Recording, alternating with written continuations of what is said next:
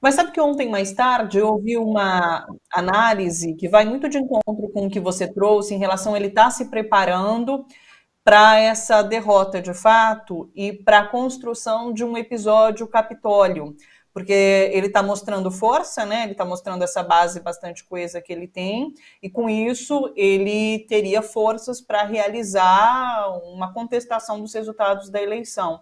Então, de fato, ainda talvez seja cedo para a gente avaliar se ele atingiu resultados imediatos ou se de fato ele está pensando lá na frente, né? E daí eu já coloco essas questões, essas ações, né, que estão sendo colocadas no TSE. Como que você enxerga isso, Miguel? Porque às vezes me parece, inclusive, que possa ser uma estratégia de Bolsonaro ter feito um palanque político no 7 de setembro para que essa reação acontecesse e ele ter agora motivos para atacar os tribunais, seja o STF, seja o TSE, seja os ministros, o que ele não fez no 7 de setembro de forma concreta, né? Então, assim, como que você avalia essas ações? Você foi no alvo de novo, Thalita. Está facilitando muito a minha vida aqui. Porque, na prática, isso estava meio. Essa provocação que ele faria aos tribunais e a lei eleitoral, né, estava muito evidente. Eu passei por Brasília essa semana, ficava muito claro assim, as movimentações de como se confundia o que era estatal, o que era propaganda. Né? Inclusive, nos banners, né, na decoração assim, do espaço, né, fotos gigantescas do próprio Bolsonaro, etc. E aí, obviamente, se nós que não estamos em Brasília percebemos que havia essa movimentação, imaginem os ministros do STF e do TSE que estavam lá em Brasília já acompanhando isso, né? E todos os bastidores. Então, o que acontece? No dia 6, na véspera desse ato, o TSE homologou a candidatura do Bolsonaro e do Braga Neto. Né? Faz parte aí do rito normal, mas, por exemplo, a homologação da candidatura do Lula e do Alckmin foi hoje. Né? E as outras devem estar seguindo. Tem um processo ritual de prestação de contas, etc. Então, o Alexandre de Moraes, que foi o relator e que garantiu a homologação, ele se antecipou, ele sabia que se não tivesse sido homologado, hoje a gente teria um pedido de inegibilidade.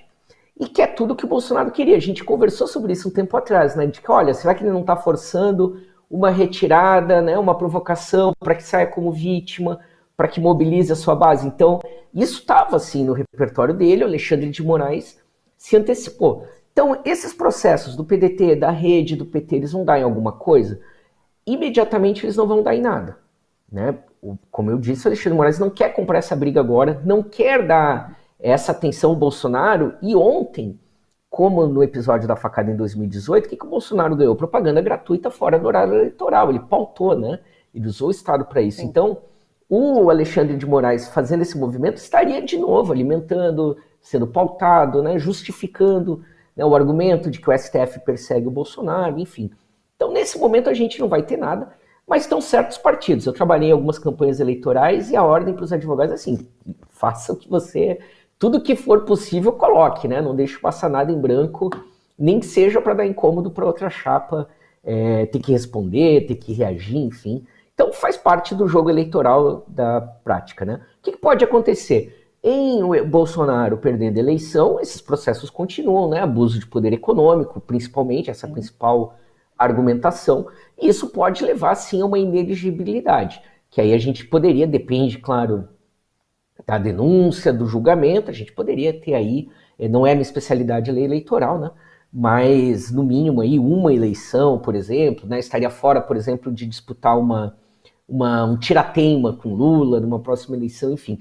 Então, consequências possivelmente nós teremos, né? A menos que a gente entre num clima de pacificação geral pós-eleição, do tipo, vamos deixar tudo como está e deixar a família Bolsonaro quieta para que não se mexa nisso. Mas acho bem improvável. Tem muita gente anotando a conta e querendo fazer a fatura, né? E você já até adiantou um pouquinho em relação a essa questão de votos, né? Mas a gente teve algumas pesquisas eleitorais saindo essa semana. Confirmei, Datafolha sai amanhã, encomendado pela Rede Globo realmente. Então a gente vai ter amanhã, sexta-feira, os resultados da pesquisa Datafolha, a terceira rodada, daí no caso, né? Mas você acredita que algo pode mudar em relação aos números de Lula e Bolsonaro pós esse 7 de setembro? Olha, eu acredito que não, mas a gente tem duas movimentações que talvez não apareçam nem na Datafolha amanhã, 8 da noite, nem na segunda-feira no IPEC. Mas que a gente tem que ficar atento, porque há dois movimentos, como a gente está na metade da campanha, tanto a chapa Bolsonaro percebeu que precisa pisar no acelerador ou não chega no segundo turno, quanto o comitê do Lula também resolveu mudar a estratégia e falar publicamente, né, nessa semana que a gente está terminando, o Lula tweetou sobre isso, de ir para cima e tentar, é a primeira vez que eles falam publicamente nisso, encerrar no primeiro turno. Então, para isso, o que o Bolsonaro vai fazer? Vai insistir um pouco no discurso que ele fez ontem, vai bater muito no Lula, vai bater muito no petismo, no tema da corrupção, né, vai insistir nessas pautas. E vai tentar, de alguma maneira, galvanizar esse antipetismo. O Bolsonaro ele não atingiu o teto dele ainda de intenções de votos e nem o teto do antipetismo. Então ainda tem uma pequena margem. Por isso que eu sempre tenho dito aqui todas as semanas, olha, o Bolsonaro vai crescer aos poucos, ninguém precisa se assustar com isso. Ele está voltando e está chegando perto do teto dele. Qual é o teto dele? É a rejeição, né? Se o Bolsonaro tem 56% de rejeição, teoricamente, no limite máximo, ele poderia chegar até 44%. Né? Bom, então nós vamos ter um movimento do Bolsonaro, mas ele já está muito próximo de estagnar disso. O Lula, a gente sempre tem dito, já chegou nesse teto, mas há uma diferença grande. E aí, o Lula, o Paulo Donizete, que depois vem aqui, ele fez um cálculo hoje na Rede Brasil Atual que está muito interessante, que ele diz, olha, com 1,65% dos votos válidos, o Lula ganha no primeiro turno. Né? E para isso, ele só precisa de 1/4 dos eleitores da Simone e do Ciro. Né? Então esse é o cálculo matemático que o Paulo fez, e depois ele pode ele mesmo esclarecer aqui. Né? Mas enfim, então, de fato agora também há uma interpretação da campanha Lula de que a postura Lula, paz e amor com o Ciro não surtiu efeito. Porque o Ciro tem atacado, né, tem sido essa linha auxiliar do bolsonarismo, tem sido muito duro. Então que não adianta flertar numa expectativa de que o Ciro viesse pessoalmente apoiá-lo no segundo turno.